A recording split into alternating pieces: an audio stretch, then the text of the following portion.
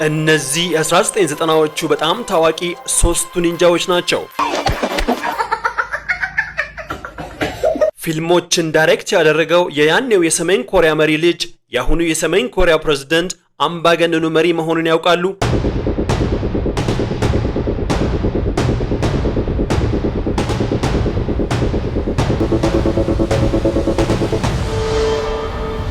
ይህ በምስሉ ላይ የምትመለከቱት ሰው ዢ ይባላል።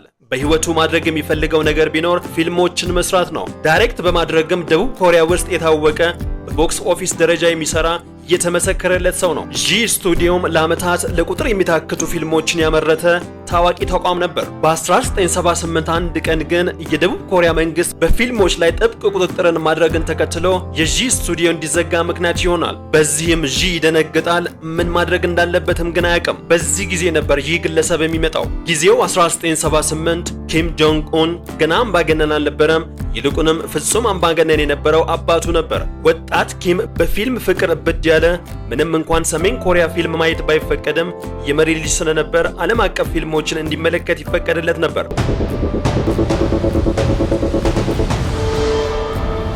የፊልም ኢንዱስትሪ ውስጥ ተሳትፎ እያደገ ይመጣል።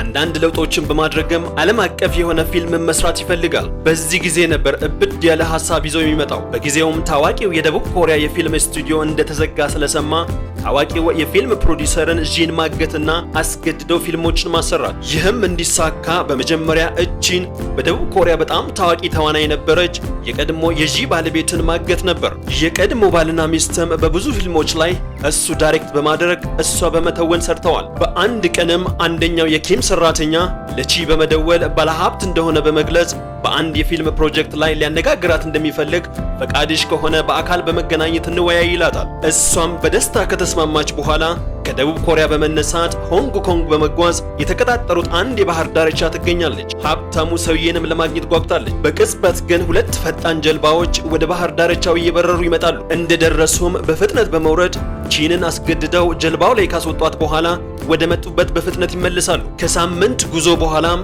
ጀልባው ሰሜን ኮሪያ ፒዮንግያንግ ይደርሳል። እንደታገተች ሳይሆን እንደተከበረ እንግዳ ኪም በግሉ አቀባበል ያደርግላታል። 24 ሰዓት የሚጠበቅ በጣም ውድ ቤትም ያስቀምጣታል። እያንዳንዱ ታዋቂ ቦታዎችን ያስጎበኛታል። የሚያደርግላት ነገር ሁሉ የሚያስደስት ሆኖ ብታገኘውም ሲጀመር ለምን እዚህ እንዳመጣት ስለማታውቅ በጣም ትጨነቃለች። በተቃራኒው ከ6 ወር በፊት የተፋቱ ቢሆንም እስካሁን ድረስ ጓደኛሞች ስለነበሩ የቀድሞ ባሏ ከሲኦል ወደ ሆንግ ኮንግ በመሄድ ቺንን ለማግኘት ሙከራ ያደርጋል። ፍለጋ በሚያካሂድበት ጊዜም ከየት መጡ የማይባሉ ሰዎች ጂንን ያግቱታል። እሱንም ሰሜን ኮሪያ ፒዮንግያንግ ይወስዱታል። እዛም እንደደረሰ ኪም ቪአይፒ የሆነ አቀባበል ያደርግለታል። የተጋነነም ጉብኝት ይከተለዋል። ነገር ግን ዢ ምንም ነገር ስላልተመቸው በፍጥነት ነበር ለማምለጥ የሞከረው።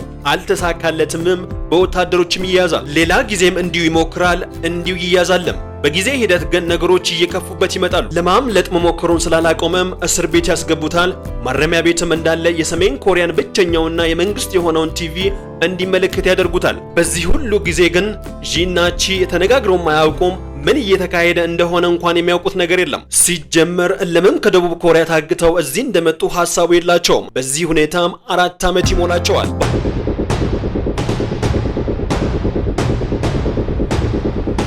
በ1983ም ዢ በሚገባ የሚፈልጉትን ነገር ተምሯል በሚል ከእስር ቤት ይለቀቃል። ኪምም የራት ግብዣ ይጋብዘዋል። መገኘት ስላለበትም የራት ግብዣው ላይ ይገኛል። ልክ ቦታው ላይ እንደደረሰም የቀድሞ ባለቤቱን ይመለከታል። እሷም ትመለከተዋለች። ማመንም ያቀታቸዋል። በስተመጨረሻም በዚህ ራት ግብዣ ላይ ኪም ፍላጎቱን ግልጽ አድርጎ ይነግራቸዋል። ሰሜን ኮሪያ ድረስም የመጡበት ምክንያት ይነገራቸዋል። ፊልም ይሰራሉ። የሚሰሩትም ለኪም ይሆናል። ዢ ዳይሬክት ሲያደርግ ቺ የመተወን ኃላፊነት ይሰጣታል። በጊዜውም አማራጭ ስላልነበራቸው የሰሜን ኮሪያ ፕሮፓጋንዳ ፊልሞችን መስራት ይጀምራሉ። እየሰሩም እያለ ኪም እንደገና መጋባት እንዳለባቸው ሐሳብ ያቀርባል። ስለተባለም እንደገና ይጋባሉ። ከዚህም በኋላ ዢ ዳይሬክት ያደርጋል። ቺ ትተውናለች። ኪም ጆንግ ኡን ኤክስኪዩቲቭ ፕሮዲውሰር ይሆናል።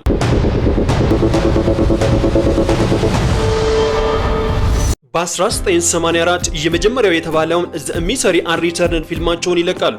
ኪም አስፈላጊውን እገዛ እያደረገላቸው ስለነበር የሚሰሩት ፊልም በቁጥርም በጥራትም እያደገ ይመጣል። ወደ 700 የሚጠጉ ሰራተኞችንም እስከ ማሰራት ይደርሳል። ዢ እና ቺ በጣም የተሳካላቸው ቢሆንም ሰሜን ኮሪያ መኖራቸው በጣም አልተመቻቸውም ነበር። ለማምለጥ ሞክረው ነበር።